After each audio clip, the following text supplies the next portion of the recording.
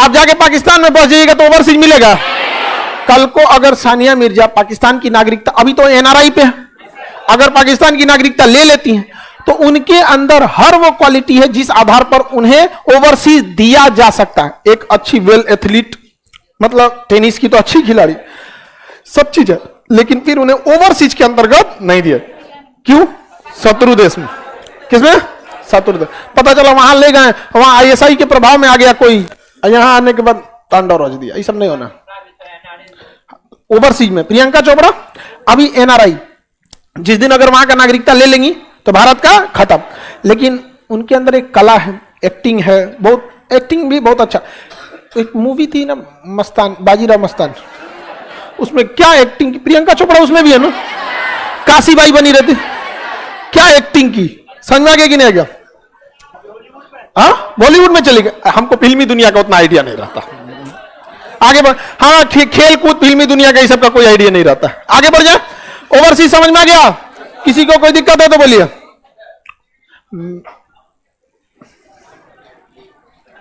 क्या चीज बोलते हो?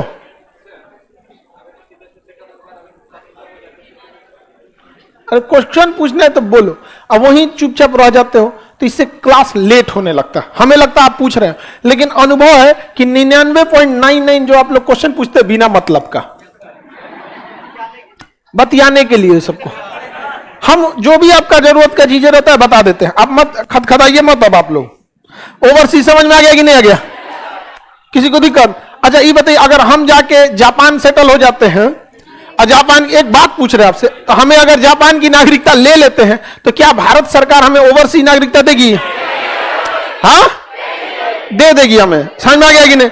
लेकिन नेतवा नहीं चाहेगा सब देने के लिए, क्योंकि उसको पता है कि ये आदमी ठीक नहीं। हम जापान जाने वाले हैं, हाँ? कभी नहीं जा सकते हम यहाँ पे। बिहार तो छोड़वे ना करेंगे हम, भारत छोड़ने की बात तो बहुत दूर है। हम बिहार ना छोड़ सकते हैं तो भारत तो, जैसे बिहार से आदमी झारखंड चला गया तो क्या दिक्कत है, देश में ही है। महाराष्ट्र चले गए देश में, तो वो तो छोड़वे नहीं करेगा आदमी। हम आपको बस एक समझने के लिए बता रहे हैं कि किस कैटेगरी के लोगों को ओवरसीज दिया जाता है, सबको नहीं दिया जा सकता। उसके लिए आपको ऐसा लगना चाहिए कि हाँ, देश को दोबारा आपसे रिटर्न है। समझ में आ रहा है कि नहीं आ रहा? अब विदेश जाने के लिए कुछ चीजों की जरूरत होती है। एक पासपोर्ट, पासपोर्ट, पास मतलब पास करो, पोर्ट मतलब होता है जो ट्रांजिट एरिया होता है, या सी पोर्ट या एयरपोर्ट, जहां से आप देश छोड़ सकते हैं। जैसे आपके मोबाइल में भी पोर्ट होता है, तो इसी पासपोर्ट। आपका पासपोर्ट एक डायरी होती है जिसपे आपका जन्म तिथि ये सब लिखा रहता है। पासपोर्ट बनाना बड़ी झमेला की चीज है।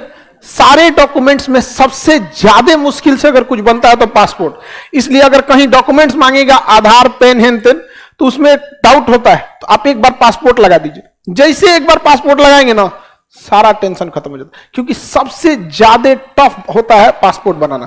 आपका मार्कशीट पूरी क्लियर होनी चाहिए, आपका एड्रेस पूरा मैच होना चाहिए। उसके अलावा जब सब करा के आ जाइएगा ना, तब पुलिस जाएगी आपकी जांच करने के लिए कि आपके ऊपर कोई क्रिमिनल रिकॉर्ड तो नहीं है। मोहल्ले में पूछेगी, वो अलग बात है, 1500 रुपया दे दीजिएगा तो कुछ नहीं पूछेगी, ओपन रेट है 1500 रुपए, समझ गए? और अगर आप 1500 नहीं दीजिएगा ना तो अटका देगी आपकी 2 महीना। ये पूरा एक जाल है। आपको करप्शन करने के लिए कहीं कहीं मजबूर कर दिया जाता है। अब आपको किसी को जरूरत है, इमरजेंसी में होकर लटका देगा, तो 1500 रुपये उनका क्या होता है, रेट होता है। समझ में आ गया कि नहीं आ गया? बमनी का क्वेश्चन है, कोई एनआरआई विदेश में काम करना है, वहां कोनो केस में फंस गया, तो वहां के वकील को रखे, वहां केस लड़े, ठीक होगा तो ठीक है, नहीं तो भारत में भेज दिया जाएगा। लेकिन वहां की सरकार बिना मतलब नहीं सता सकती, राजदूत खड़ा हो जाएगा वहां तुरंत। वहां पे राजदूत आके आपका केस के लिए पैरवी कर देगा और कहेगा एक काम कीजिए, गड़बड़ किया है ना, आप इसको यहां से नौकरी से निकालिए, भारत में भेज दीजिए। ऐसे नौटंकी का जौन मंतव्य नहीं कि चौराहा पर चढ़ सर काट दीजिएगा, नहीं। समझ में? तो राजदूत हमारे वहां लड़ जाते हैं सब। उनकी कोशिश रहती है कि हाँ, नौकरी से टर्मिनेट करा के आपको भेज देगा। ठीक है, कहीं जाके वहां जाके कौन लड़ रहा है, लड़ जाता है सब, कुछ कुछ वहां पे भी लड़ जाता है सब। आगे बढ़े तो देश छोड़ने के लिए आपके पास क्या रहना चाहिए? हाँ, पासपोर्ट। पासपोर्ट बनाने के लिए आपको बहुत सारे डॉक्यूमेंट्स को देना पड़ता है। ऐसे ही नहीं है कि नॉर्मल पासपोर्ट बन जाएगा। आपका 10th कहां तक पढ़े हैं, सबका ओरिजिनल मार्कशीट, ओरिजिनल आधार, ओरिजिनल पैन, मतलब डॉक्यूमेंट 2 ठो आपको जिसमें फोटो वाला आई कार्ड हो। उसके बाद आप ऑनलाइन फॉर्म भरेंगे, 2500 या 2000 उसकी फीस है। उसके बाद आपको डेट देगा, इस डेट को सारा डॉक्यूमेंट लेके आइए। जब डेट के दिन सारा डॉक्यूमेंट लेके जाइएगा तो आपको बताएगा किस काउंटर पे जाइए। उस काउंटर पे जाके आपके आंख का रेटिना लेगा, फिंगरप्रिंट लेगा, उसके बाद से आपका डॉक्यूमेंट मैच कराएगा। फिर दूसरे काउंटर पे भेजेगा, एड्रेस मैच कराएगा। तीसरे काउंटर पे जाएंगे तो आपका मार्कशीट मैच कराएगा। उसके बाद आपको एगो स्लिप दे देगा, रसीद। आपका सब मैच हो गया। अब वो तुरंत फैक्स करेगा आपके पुलिस स्टेशन पे कि जांच कीजिए यहां पर। 2 दिन बाद पुलिस स्टेशन फोन करेगा, आया है पासपोर्ट का 1500। लेकिन इस गलतफहमी में मत रहिएगा कि आपके ऊपर केस रहेगा, वो फॉरवर्ड कर देगा। केस नहीं है तब 1500 लेता है, केस उस रहता है तो अटका देता है। उन लोग को भी दिक्कत हो जाता है। और जब ये पासपोर्ट हो गया आपके पास, अब आप छुट्टा साढ़ हो गए भारत से बाहर जाने के लिए। हाँ, बस जहाज का टिकट दीजिए, घुस जाइए। लेकिन जिस देश में उतरेंगे वो देश आपको आने ही नहीं देगा। आप पता चला अमेरिका उतर गया, अरे भारत से आए, भगा देगा, यहां से अमेरिका से भगा देगा। उस देश से पहले पूछिए, मे आई कमिंग सर। 15 दिन पहले पूछना होता है, मे आई कमिंग सर। तो 15 दिन बाद जवाब देता है, यस यू कैन कम। उसको कहते हैं वीजा। क्या कहते हैं? वीजा। तो आप पासपोर्ट इस बात की इजाजत देता है कि आप अपना देश छोड़ सकते हैं, और वीजा इस बात की इजाजत देता है कि आप लैंड कर सकते हैं, और जहाज का टिकट इस बात का इजाजत देता है कि हम तेरा बैठाएंगे जहाजिया में। टिकटवा तो रहना चाहिए ना जी, समझ में कि नहीं? तो वीजा बहुत ज्यादा जरूरी है। कुछ देशों से हमारी इतनी घनिष्ठता है कि कहता है कि वीजा की क्या जरूरत है, आ जाओ। जैसे नेपाल, आ जाइए। भूटान चल जाइए, समझ में, पैदल चल जाइए। नेपाल आप लोग ऐसे पैदल जा सकते हैं, बॉर्डर पे, वहां पे ब्याह शादी भी हो जाता है, बारात इनने से उनने चल जाता है। बिहार नेपाल से सटा है, कई को दारू पी के चलाता है। वो बहुत आसान है उसको पार करना।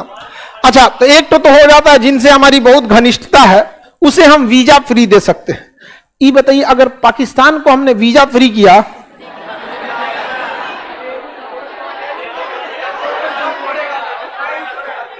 अरे मत पूछिए, कुल गधा बैल धीरे भर जाएगा सब। तो गलत बात है। हम सारे देशों को वीजा फ्री कर सकते हैं, जिनसे हमारी घनिष्ठता है उनसे वीजा फ्री कर सकते हैं। इससे एक स्टेप और थोड़ा, सबको तो हम वीजा फ्री नहीं कर सकते, वीजा लगाना ही पड़ेगा। कुछ ऐसे देश हैं जिनसे हमारी बहुत अच्छी दोस्ती है, जैसे जापान। वहां पे अगर आप जाइएगा ना, तो वहां जापान कहता है कि देखिए, हम आपको वीजा फ्री नहीं दे सकते, लेकिन 1 घंटा में आपको वीजा दे देंगे। आप हमारे यहां आप पासपोर्ट लेके आइए, जापान एयरपोर्ट पे उतरिए, और जैसे उतरिएगा तो वहां लिखा होगा इमिग्रेशन काउंटर। वहां जाके अपना नाम पता भरिए, पासपोर्ट का फोटोकॉपी दीजिए, 1 घंटा में वीजा दे देगा। तो उसे कहते हैं वीजा ऑन अराइवल। आने के बाद भी हम आपको वीजा दे देते, ये भी बहुत अच्छी चीज है। आप जाएंगे एशिया के ज्यादातर कंट्री में, हम लोग को क्या मिलता है? Visa on arrival.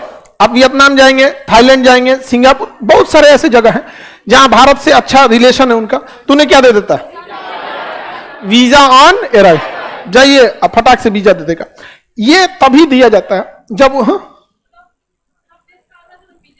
हाँ, हर देश का अलग बनेगा। जैसे अगर आप रूस का वीजा लेके क्या चाहती हैं? जापान जाना?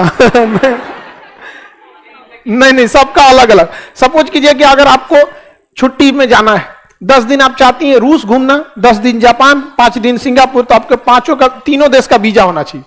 जितना दिन का वीजा उतने दिन रह सकती हैं। उससे ज्यादा रहिएगा फाइन लगा देगा, और गलत इरादे से रहिएगा तो जेल कर देगा।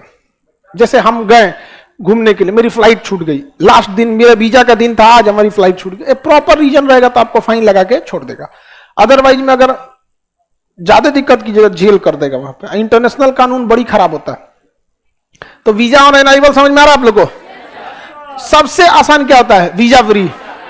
जैसे नेपाल में visa, Japan visa on arrival, America visa. पहले आपको क्या लेना पड़ेगा? वीजा। अमेरिका वाले परेशान हैं हम लोगों से, क्योंकि अमेरिका के जो इंजीनियर 1 लाख मांगते हैं, भारत के इंजीनियर ओकरा से बढ़िया काम 5000 में करके दे देता है। तो भारत के इंजीनियर को वीजा ही नहीं देता है। समझ में आ गया कि नहीं? काम ही नहीं देता भारत को। भारत वाला वहां जाके सारा काम हथिया लिया है। तो बहुत दिक्कत से भारत के लोगों को वीजा मिलता है, क्योंकि गूगल हो गया, माइक्रोसॉफ्ट हो गया, इसमें 70% जो सॉफ्टवेयर इंजीनियर है वो कहां के हैं? तो इंडिया वाला एक अलग जुगाड़ निकाल लिया, फ्रीलांसिंग। फ्रीलांसिंग मतलब अमेरिका में तुमको जो काम है तुम हमको बोलो, हम यहीं से करके तुमको दे देंगे। जब पेमेंट भेजोगे तो हम सिग्नेचर कर देंगे कि हाँ इस पे तुम्हारा अधिकार है। जैसे हम कोई सॉफ्टवेयर बनाए ना तो उसका अधिकार हमारे पास रहता है। जैसे जो हम वीडियो बनाए उस वीडियो का मेरे पास कॉपीराइट है, समझ में आ गया कि नहीं? उसका मेरे पास कॉपीराइट है। अगर कोई यूज कर रहा है तो तब तक है जब तक हमारा दिमाग नहीं घसका है, बंद करा। अभी 2 लड़का सबको जेल भेज दिए, हाँ 2 को जेल भेज दिए थे। तो कुछ को अंट संट कुछ भी नहीं ना कर सकते हैं यहाँ पे, उल्टा सीधा कुछ भी, कोनो थंबनेल लगा दिया था और कुछ हमारा फोटो लगा दिया, भेज दिए जेल। अब उसके माई बाप आके हाथ जोड़ रहे हैं। हम कह रहे हैं कि जब आपका बेटा ऐसा काम कर रहा था तब तो आप कहां थे? अब जेल भेज दिए हैं, अब आपको ऊपर लगेगा CRPC। अब आप एक वकील करिए और निकलिए। 3 साल का तो फुर्सत हो गया, क्योंकि IT एक्ट में कम से कम सजा 3 साल की है, समझ में आ गया कि नहीं? और हम लोग की ओर से जो वकील रहेगा वो छोट मोट तो वकील हम लोग रखबे ना करेंगे, समझ में आ गया कि नहीं आ गया? तो इसलिए कभी भी लिमिट क्रॉस नहीं करना चाहिए। तो आप लोग को वीजा वगैरह समझ में आ गया कि नहीं आ गया? किसी को दिक्कत नहीं ना?